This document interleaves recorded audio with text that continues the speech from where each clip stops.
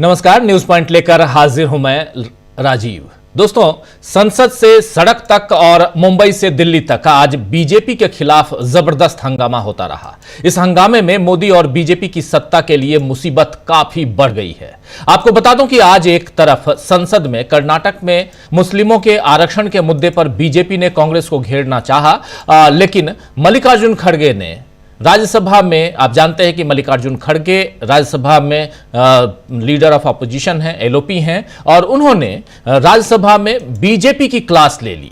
वहीं जंतर मंतर पर छात्र संगठनों के आंदोलन में राहुल गांधी साथ देने के लिए पहुंच गए और उन्होंने वहां से बीजेपी और आरएसएस दोनों को ललकारा।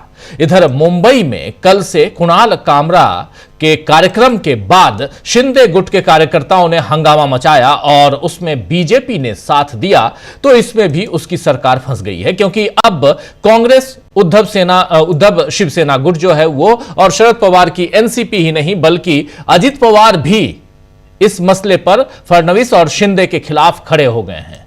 पहले से खींचतान के चल रही महायुति की जो सरकार है, उसके लिए बड़ी मुसीबत इस बार एकनाथ शिंदे के कारण खड़ी हो गई है।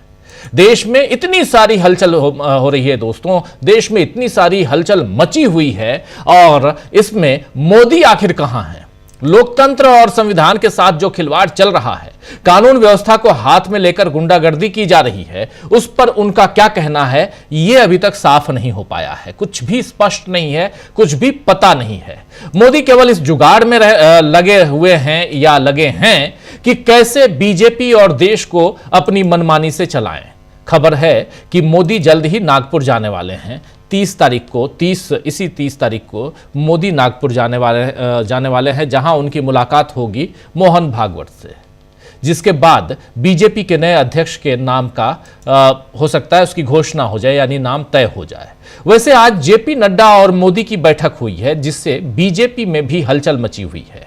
खैर, बीजेपी की हलचल को कितना बढ़ाना है और कब शांत करना है, ये मोदी और अमित शाह जाने, लेकिन देश में जो बवाल मचा हुआ है उस पर सरकार नहीं बोल रही तो विपक्ष उसकी जमकर खबर ले रहा है। आज जंतर मंतर पर राहुल गांधी ने किस तरह बीजेपी और आरएसएस की पोल खोली है, आइए जरा उसको सुन लेते हैं। जंतर मंतर पहुंचे राहुल गांधी और छात्रों के संघर्ष, इन सब का जायजा ही नहीं लिया बल्कि अपनी बात भी रखी। एक छोटा सा उनका भाषण था, लेकिन बहुत इंपॉर्टेंट था, और वहां से वो ललकार रहे थे नरेंद्र मोदी की सरकार को। सुनिए जरा राहुल गांधी को। हिंदुस्तान का जो फ्यूचर है, हिंदुस्तान का एजुकेशन सिस्टम है, उसको खत्म करने में लगा है। उस इंस्टीट्यूशन, उस संगठन का नाम आरएसएस है। भाइयों बहनों, सच्चाई है कि अगर हमारा शिक्षा का सिस्टम उनके हाथों में चला गया, जो आस्ते आस्ते जा रहा है, तो ये देश बर्बाद हो जाएगा। इस देश में किसी को रोजगार नहीं मिलेगा और ये देश खत्म हो जाएगा।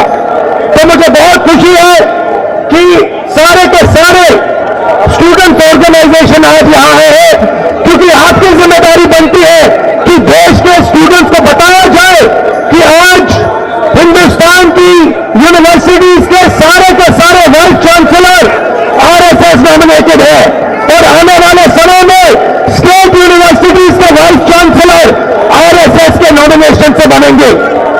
ये देश के लिए खतरनाक है और इसे हमें रोकना है। भाइयों और बहनों, देश में सबसे बड़ा मुद्दा बेरोजगारी का है। कुछ दिन पहले प्रधानमंत्री ने कुंभ मेला पर भाषण किया, और मैं वहां बोलना चाहता था कि कुंभ मेले के बारे में बोलना बहुत अच्छा है, मगर आपको भविष्य की भी बात करनी चाहिए, बेरोजगारी के खिलाफ बात करनी चाहिए, और जो देश के युवाओं को बेरोजगार बनाया है उसके बारे में भी आपको बोलना चाहिए। मगर प्रधानमंत्री बेरोजगारी के बारे में, महंगाई के बारे में, शिक्षा के सिस्टम के बारे में एक शब्द नहीं बोलते हैं, क्योंकि प्रधानमंत्री का मॉडल जो है, बीजेपी आरएसएस का मॉडल है, अदानी को देश का धन दिलाना और आरएसएस को देश की सारी इंस्टीट्यूशन संस्थाएं पकड़ाना। इसके लिए हम सब एक है, दिल्ली में मत कीजिए, या देश के कोने कोने में कीजिए। हम लीजिए और जहां भी आप मुझे ले जाना चाहते हो, जहां भी मेरी जरूरत होगी, मैं आपके साथ वहां जाने के तैयार हूं।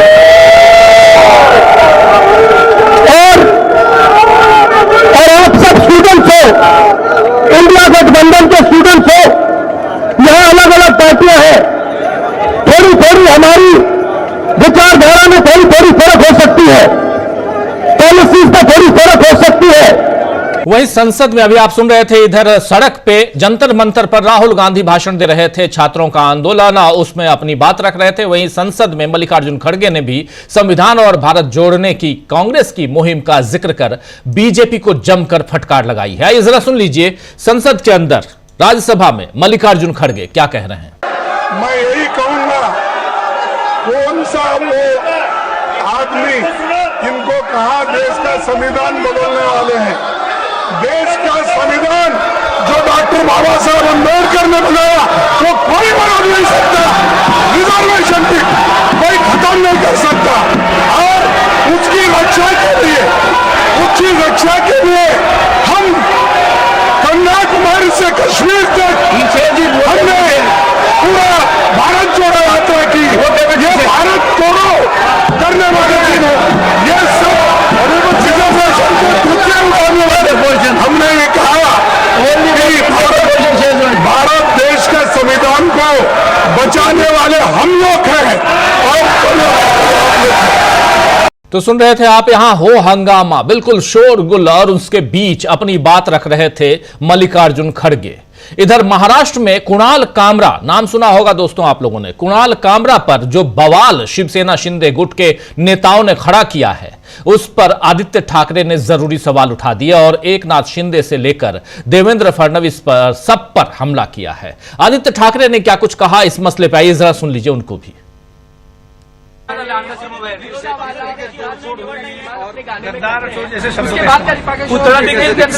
सवाल यही है कि कल जो कुणाल कामरा की क्लिप मैंने देखी, ये सब आंदोलन के बाद देखी, ये तोड़फोड़ के बाद देखी, सवाल यही मन में उठता है कि कब एकनाथ शिंदे के कार्यकर्ताओं ने भी तय किया कि गद्दार और चोर यानी एकनाथ शिंदे है। मिर्ची क्यों लगी? क्योंकि नाम तो किसी का लिया नहीं है, वो किसी के बारे में ही बोलता होगा। मिर्ची क्यों लगी? दाढ़ी, चश्मा, वो सब जो बोला है वो एकनाथ शिंदे पे ही क्यों बोला है? एकनाथ शिंदे का ही नाम लिया है कि उसमें यही सवाल आता है मन में, मिर्ची क्यों लगने की जरूरत थी? क्या सुपारी दी गई क्या? क्योंकि लगातार ये आरोप लग रहे हैं। देखिए, एकनाथ शिंदे ने कोई एक दो फिल्म बनाई, उसमें बहुत सारी झूठी बातें दिखाई, आलतू फालतू बातें दिखाई, वो चल जाता है। और उनके खिलाफ कोई बोले तो क्या वो जमीन पे आसमान से टपके? यही बात है ना कि ये मवालीपना जो है, ये टपोरीगिरी जो है महाराष्ट्र में उनके हाथों से जो चल रही है, वो कहीं ना कहीं मुख्यमंत्री रोक लगाएंगे कि नहीं? क्योंकि ये मिर्ची लगने का कारण ही था। अगर खुद चोर नहीं है, खुद गद्दार नहीं है, तो क्या कारण था कि कल उन्होंने तोड़फोड़ की?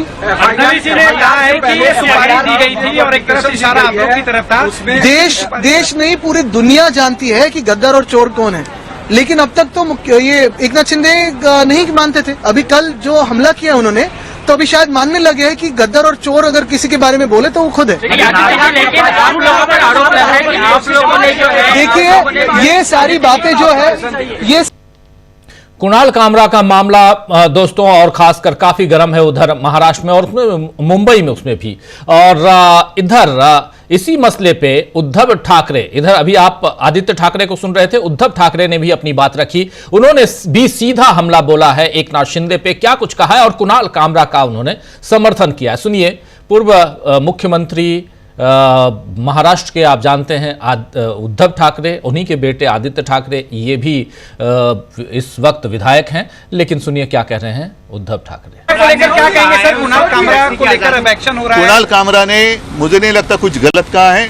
गद्दारों को गद्दार करना, ये किसी पर हमला करने की बात नहीं है। जो गद्दार है वो गद्दार है।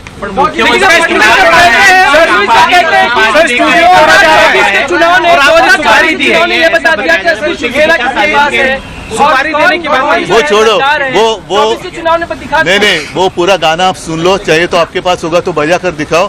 उसी गाने का जो अर्थ है वही तो है।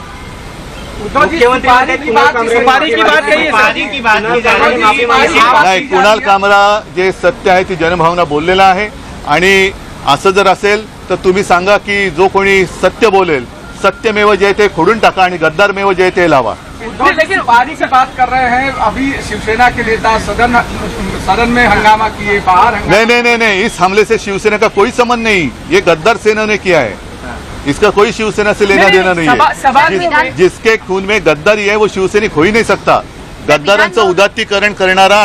हालांकि दोस्तों, इस विवाद में बीजेपी के लिए एक बड़ी परेशानी यह भी है कि अजित पवार ने एक बार फिर उसके स्टैंड से अलग अपनी बात की है, अपनी बात रखी है। अजित पवार ने इस तरह कानून हाथ में लेने को गलत बताया है। आपको याद होगा कि कुछ दिन पहले मुसलमानों के साथ किए जा रहे भेदभाव और अनर्गल टिप्पणियों का भी अजित पवार ने विरोध किया था और अब इस मसले का भी कर रहे हैं। महाराष्ट्र में जूनियर पवार यानी अजित पवार बार बार संकेत दे रहे हैं कि वो एनडीए में खुश नहीं है या एनडीए के साथ रहकर अच्छा नहीं हो रहा है उनके लिए। और कल की घटना ने जाहिर कर दिया है कि शिंदे अब भी सीएम की कुर्सी न मिलने पर अपनी नाराजगी तरह तरह से जाहिर कर रहे हैं।